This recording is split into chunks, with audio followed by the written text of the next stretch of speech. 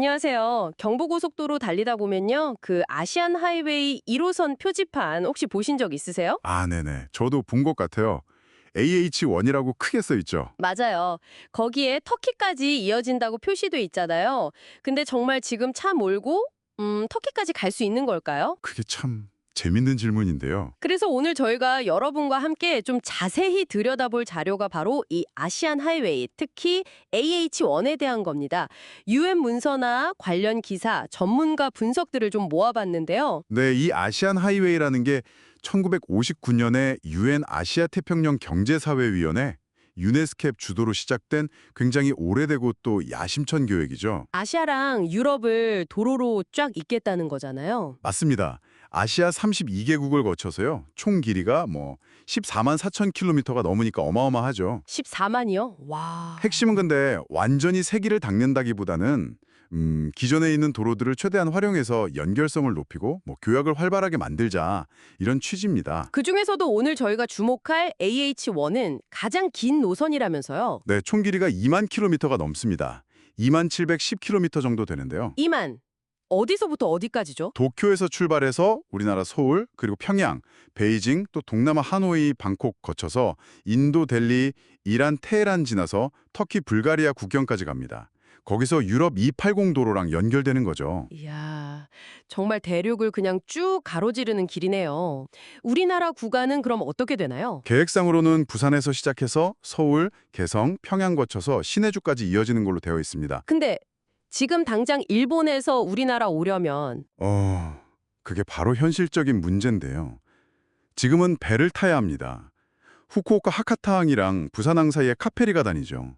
뉴 카멜리아호라고. 아, 배로. 네. 근데 또 이게 2024년 기준으로 보니까 전기차는 아예 실지를 못한대요. 음. 이런 예상 못한 규제 문제도 불쑥 튀어나오고요. 전기차는 안 된다고요? 허참. 해저 터널 얘기도 있지 않았나요? 있었죠. 구상 단계인데 아직은 상당히 먼 얘기고요.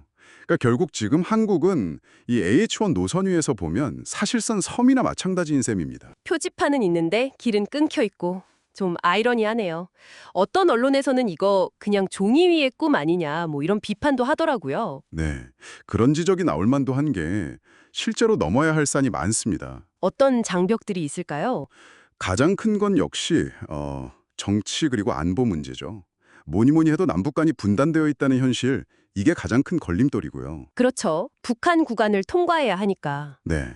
그리고 또 노선이 지나가는 아프가니스탄 같은 경우 워낙 상황이 불안정하다 보니까 이 국가는 사실상 재gin형을 거의 못한다고 봐야 합니다. 아, 아프가니스탄도 문제군요. 정치적인 문제가 제일 크네요, 그럼. 그렇죠. 그리고 그 외에도 물리적으로 아예 끊겨 있는 구간들도 있고요. 도로 자체가 없는 곳도 있군요. 네. 있거나 혹은 기순에 미달하는 구간들이 꽤 있습니다.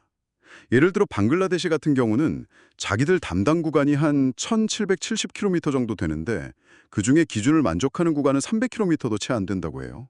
일부 구간은 아직 입찰 단계에 머물러 있고요. 기준 미달이면 어떤 도로 폭이나 안전시설 같은 건가요? 맞습니다. 도로폭, 포장 상태, 그리고 안전시설물 같은 것들이죠.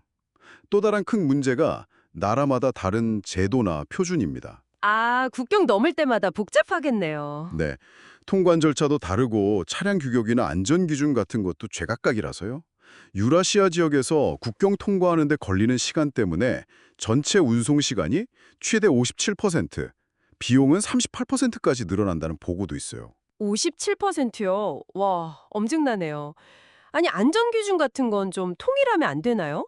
UNSCAP 같은 데서 역할도 할 것 같은데? 그래서 UNSCAP에서 최근에 그 도로 안전 기준 개정안을 채택하긴 했습니다.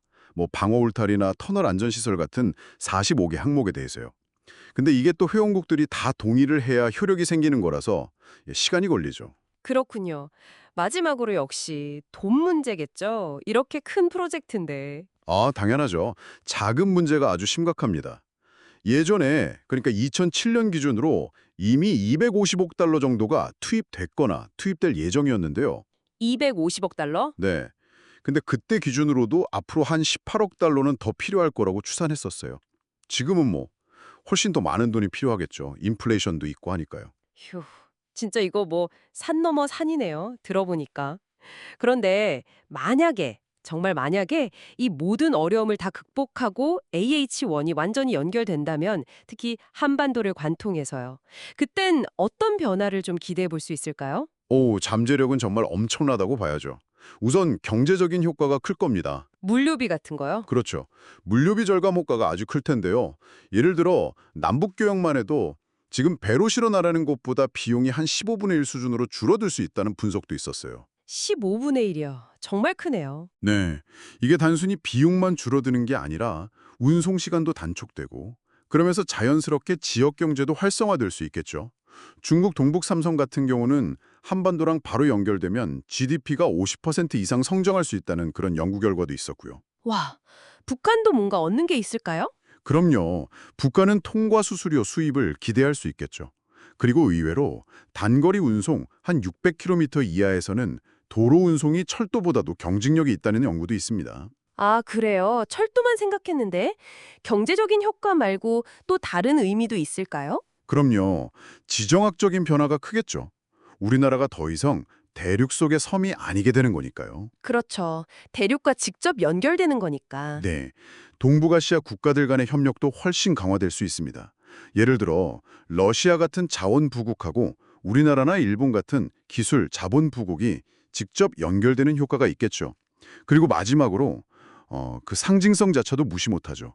아시아와 유럽을 도로로 잇는다는 그 오랜 꿈을 실현한다는 거니까요. 들어보니까 정말 거대한 비전인데 정리해보면 아시안 하이웨이 1호선은 정말 야심찬 계획이지만 아직은 정치, 자금, 표준화 같은 여러 현실적인 벽에 막혀서 완성되지 못한 상태다.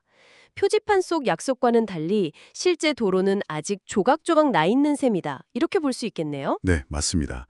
핵심은 이게 완성되었을 때 가져올 수 있는 그 엄청난 경제적, 지정학적 파급 효과, 특히 남북한이 연결되었을 때의 가능성입니다.